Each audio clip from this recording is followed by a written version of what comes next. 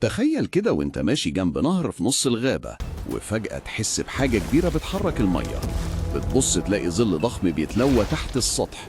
مش سمكة، مش تمساح، ده تيتانوبوا، ثعبان عملاق طوله يوصل لحد 15 متر.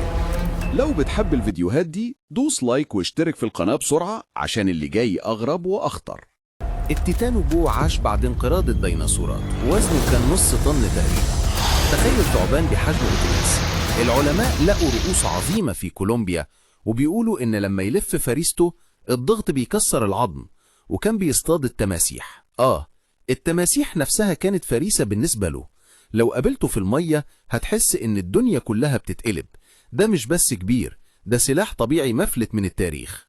تخيل لو التيتانوبو لسه عايش النهاردة، كنت هتنزل البحر ولا هتفضل بعيد عن الأنهار للأبد؟ اكتب لي في الكومنت رأيك، أنا هواجهه ولا لأ مستحيل. وما تنساش تعمل لايك وتشترك لو بتحب السلسلة دي، لأن بكرة هنجيب لك وحش أكبر وأغرب من اللي التاريخ نسيه.